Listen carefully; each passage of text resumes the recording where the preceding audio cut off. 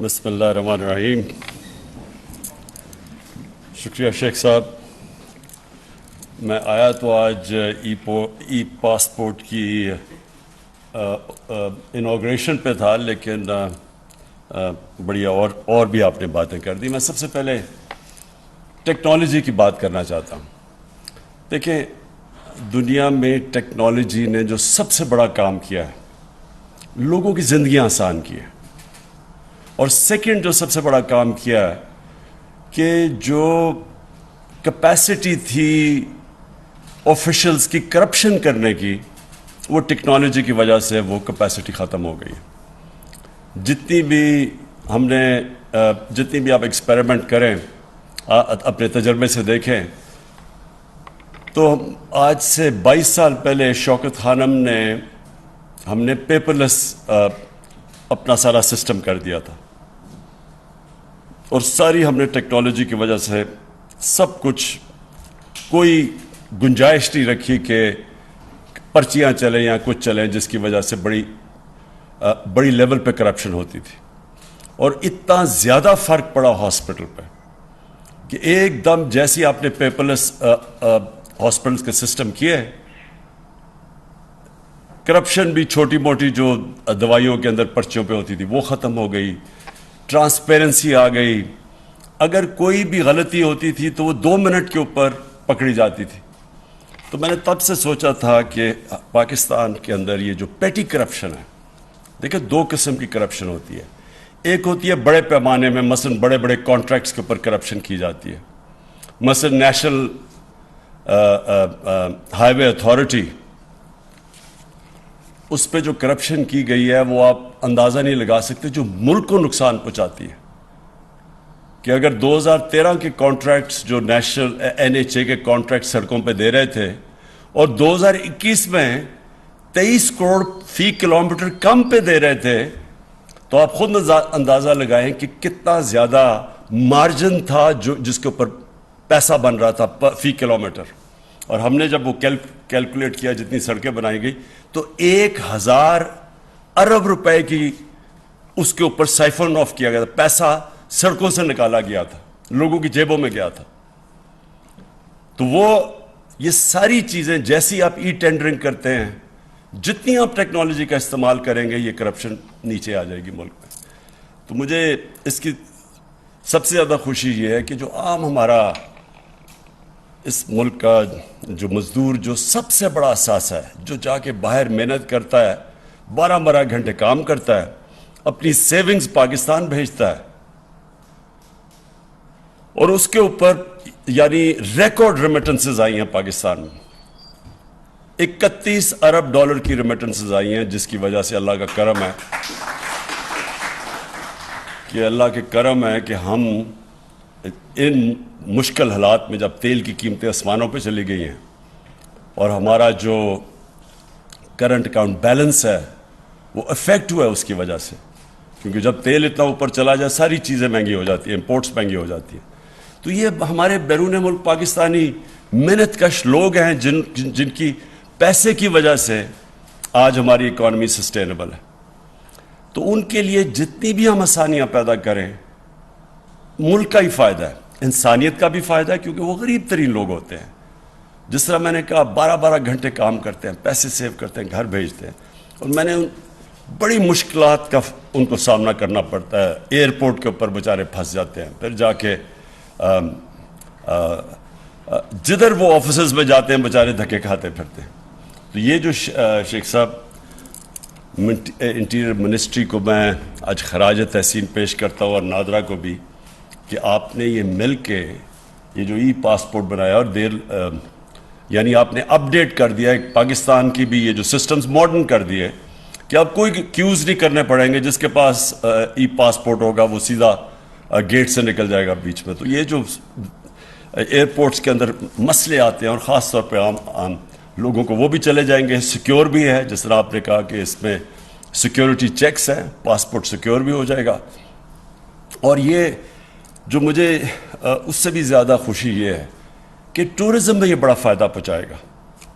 دیکھیں پاکستان کا جو فیوچر ہے نا، اس پہ ٹورزم بہت بڑا رول پلے کرے گی. ہمارا اس وقت مسئلہ ہے کہ جیسے جیسے ہماری ایکسپورٹس اوپر جا رہی ہیں لیکن ابھی بھی ہماری امپورٹس اس سے بہت زیادہ ہے.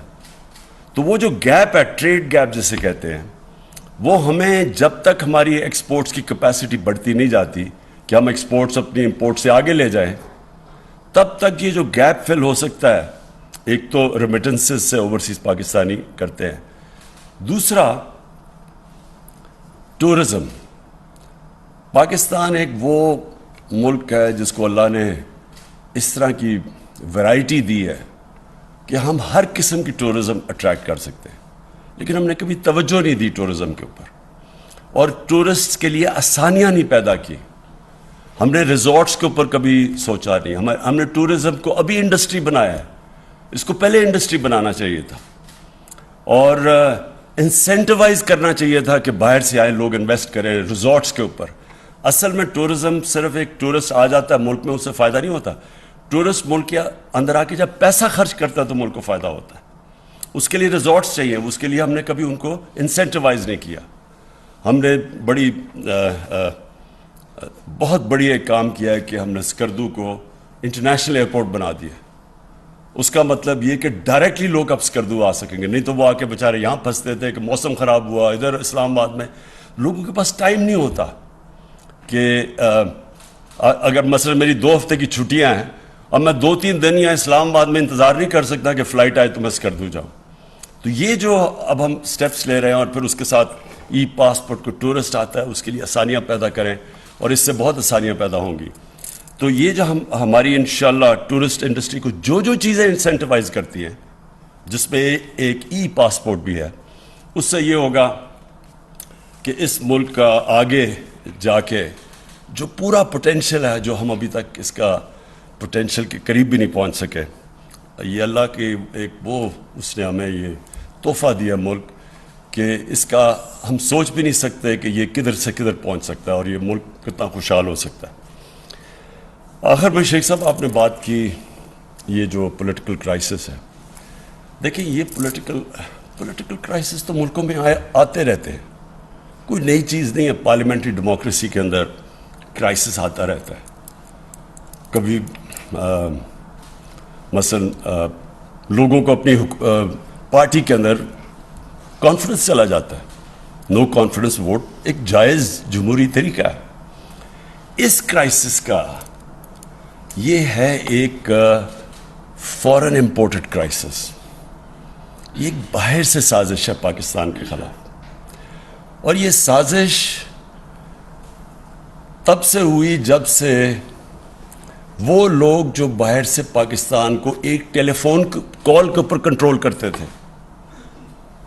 ایک ٹیلی فون کال پہ ہمارے سے چیزیں منواتے تھے ہمارے نیشنل انٹرسٹ کے خلاف، وہ لوگ برداشت نہیں، ان کو عادت نہیں ہے کہ پاکستان میں کوئی ایسی لیڈرشپ ہو جو اپنے ملک کے انٹرسٹ کے لیے فیصلے کرے، کسی اور ملک کے انٹرسٹ کے لیے اپنے ملک کے لوگوں کے مفادات قربان نہ کرے.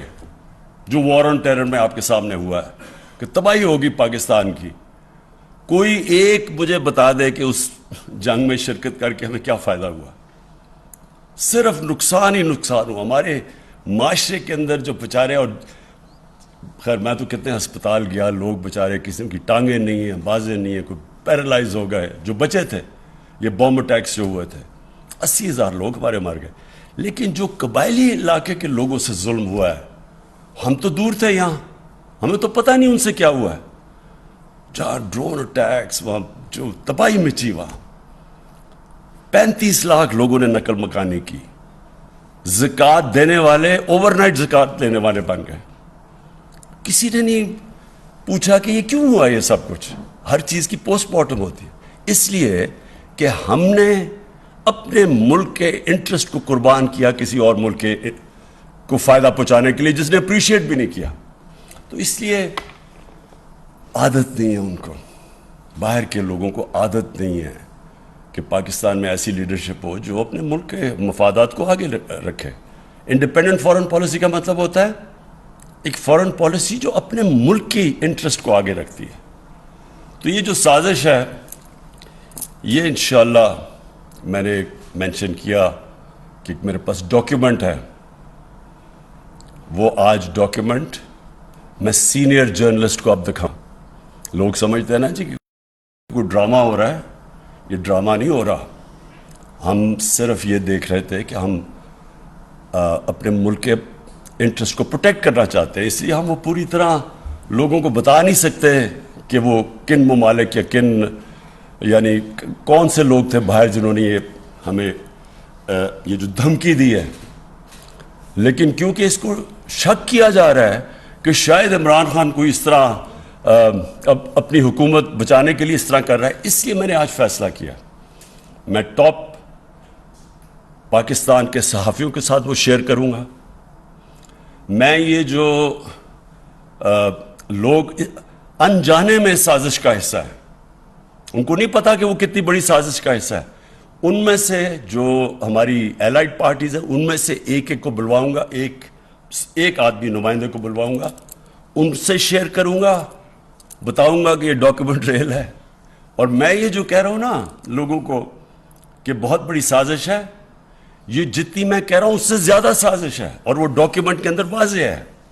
تو شیخ صاحب آج میں ان سب کو دکھاؤں گا تاکہ لوگوں نے جو فیصلہ کرنا کرے، لیکن کم از کم فیصلہ کرتے وقت یہ سوچ لیں کہ جو بھی آپ فیصلہ کریں گے کہیں آپ ایک بہت بڑی انٹرنیشنل سازش جو پاکستان کے خلاف ہو رہی ہے اس کا حصہ نہ بن جائے.